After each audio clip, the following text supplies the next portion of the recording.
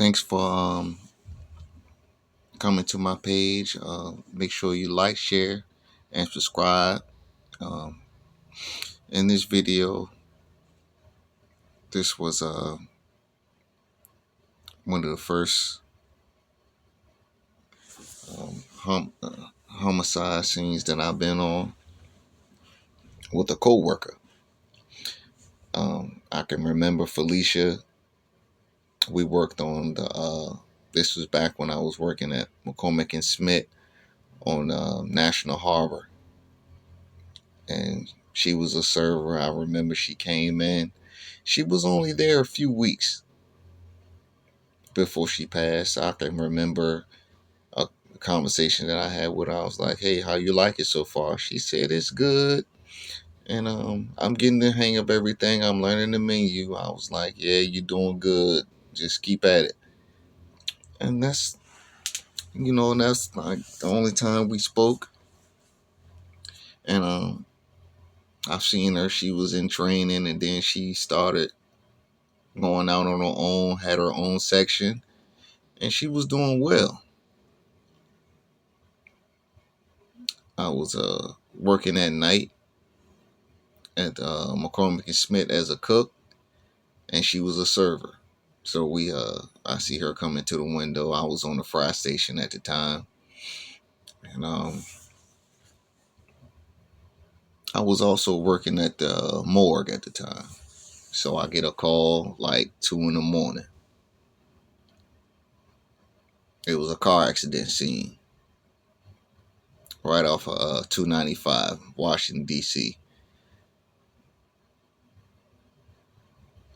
It was a burgundy Honda that flipped multiple times. It was two passengers. It was her driving, and her boyfriend was on the passenger side.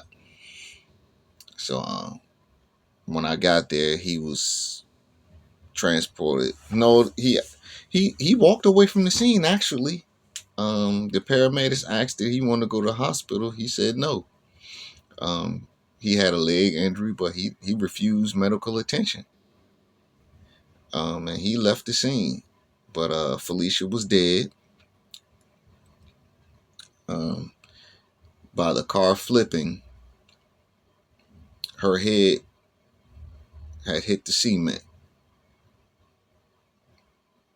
and it caused her to crack her skull, and her brain was exited from her head.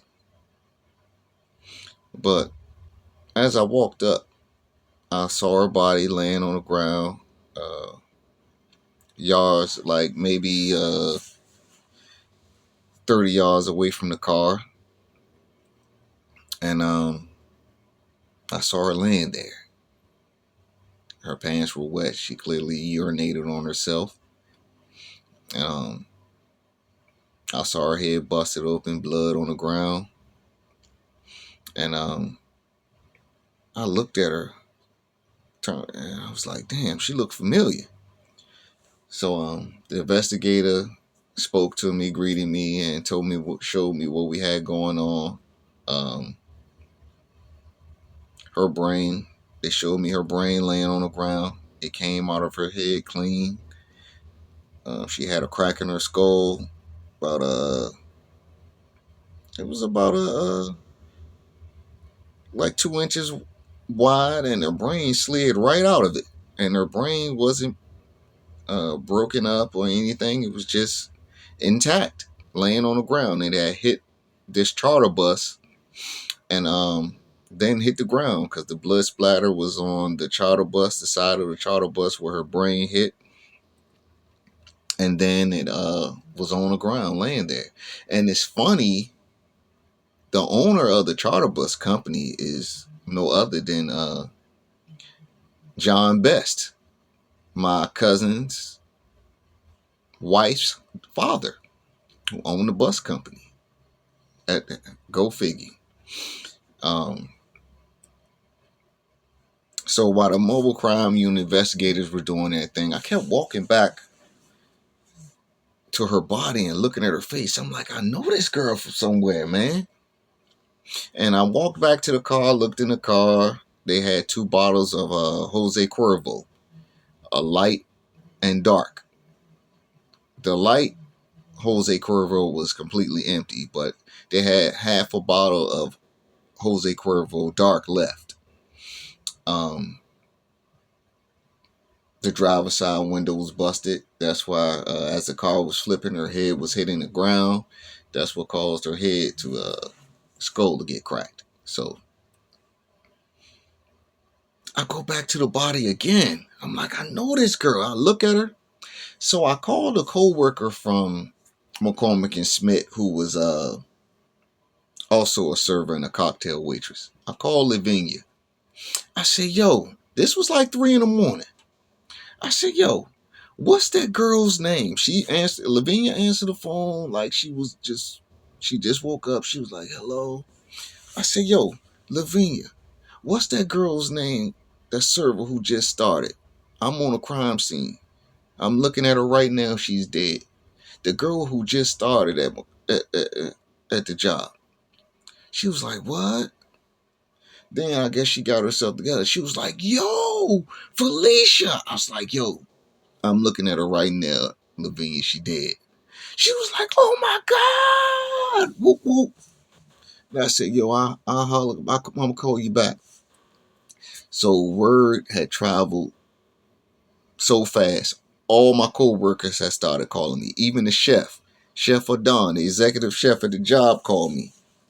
And asked me, man, he was like, yo, is it true? I was like, yeah, I'm right here right now looking at her. And damn. And then, I went and picked her brain up, put it in a hazmat bag, uh, gave it to the investigator. The investigator took pictures. I rolled her over so the investigator can get pictures. That's the procedure. I emptied the contents in her pocket. She didn't have anything. I think she had herself. I can't remember what she really had in her pockets, but it wasn't much. But I put her in a bag and bagged her and tagged her. Tagged her and bagged her. And on the ride back to the morgue, man, I was just on the phone with other co-workers that was calling me. Everybody was like, yo. So it was sad, man. She was drinking and driving. Her and her boyfriend, they were leaving a party. And they hit the median and then she flipped. She was speeding, lost, and I guess she wasn't paying attention. She might have swerved or nodded off, and it caused her to flip the car. And the next day, when I got to work, I get to work at my shift starts at like 6 o'clock.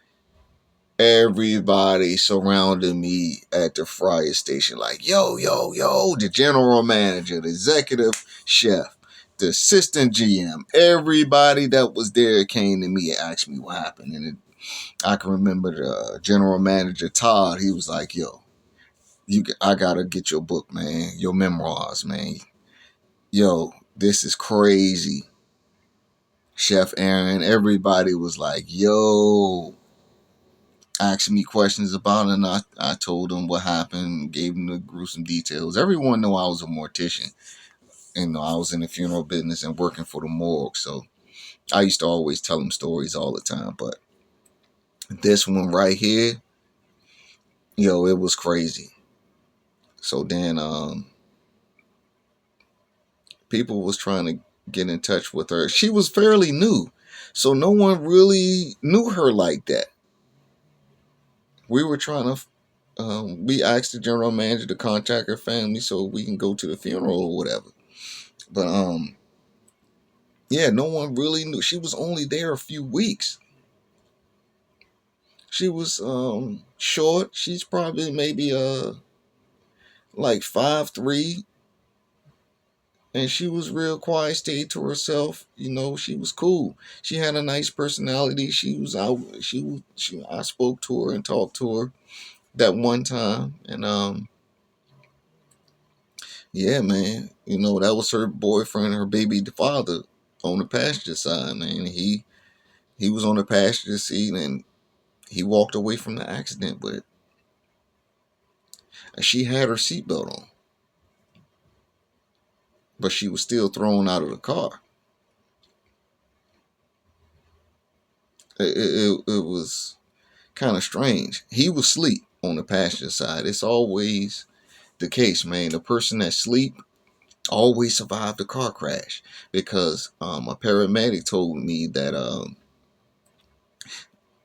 I learned in my EMT class when I was going to school for that at Georgetown that when you brace yourself, that's when you get messed up. You break your bones and you get messed up. But by you being asleep, you go with the impact. So a lot of people who go with the impact, you're not bracing yourself. Um, they tend to survive. So I had a good friend back in the day that was on the passenger side of a car accident, a bad car accident where it was 5 people in there and only 2 survived. And he was one of the ones that survived. He was on the passenger side asleep. Yeah, when you sleep, you tend to survive. But that was sad, man. And this is a post that I seen on social media years later because, of course, I didn't hear anything else about it. Um, Someone posted this and I seen it and I screenshotted it, man. And this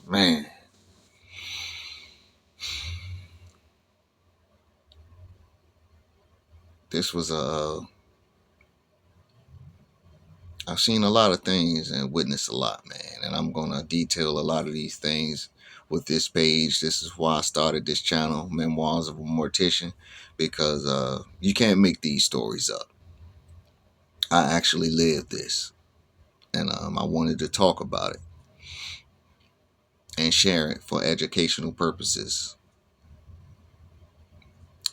I know I like hearing stories like this because I was always intrigued with death since I was a kid. So I ended up getting into the death business, I guess, to feed that hunger. And I have a million stories. Make sure you subscribe to my page. I'm going to give you guys everything that I can remember. And I have documentations to a lot of things I can talk about. So you can do some extra research and look it up if you're interested. Uh, yeah, but Felicia, her daughter, was young at the time. I can remember she saying something. Yeah, I have a daughter, and her daughter is in the picture, and a young woman. I think she was in her early 20s. Her life was cut short, man, leaving a party, drinking and driving. So I'm blessed every day. I don't complain about much because it's a lot of people whose lives were cut short behind a mistake that they made.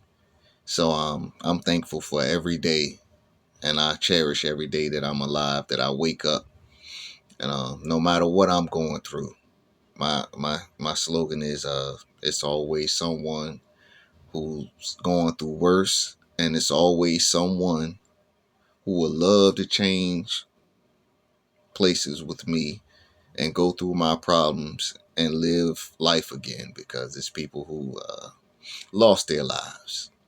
So every day that I wake up is a blessing. It's a beautiful day. I don't care how bad my day was prior, how bad of a day that I'm having currently. Uh, I think about some of the people like Felicia, who would love to be here to hold her daughter and raise her daughter, but she can't. So make sure you value your life. You only get one life. Once your life is gone, it's over. So make sure you keep that in mind and make the best decisions that you can, because one mistake can cost you your life, and you can leave your loved ones forever. Now her daughter is a teenager now who grew up without her mother.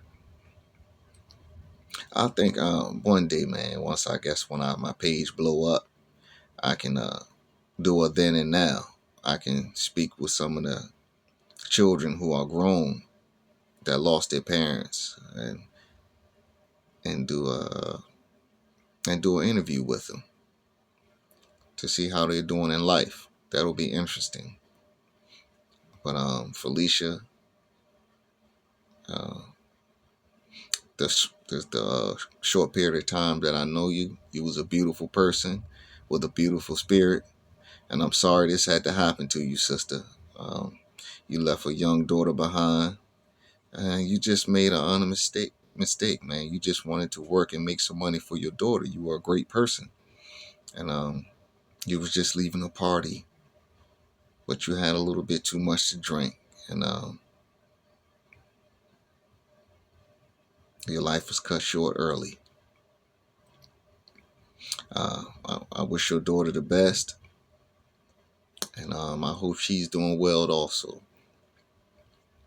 But I'll never forget you.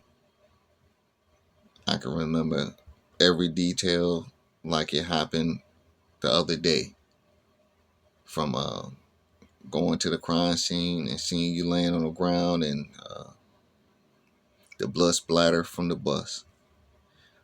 Poppy Chulo, I'm out. Subscribe to the page. Oh, I forgot to add, I identified her body after Lavinia told me her name. I was like, yo, I know this girl, and the detectives was around me. It was like, do you remember her name? Had they pads up, so that's what made me call Lavinia. And I was like, I called Lavinia. She said Felicia. So then I told the police officers, because she didn't have any identification on her. So I said, yo, her name is Felicia. She worked with me at the restaurant McCormick and Smith's. So then all the detectives came to me, whoop, whoop, whoop, whoop, writing down Felicia. And I said, they asked me questions about the job, yeah, we worked at. So one detective walked away and got on the phone. And then they were just asking me questions, man. I just wanted to add that because I remember.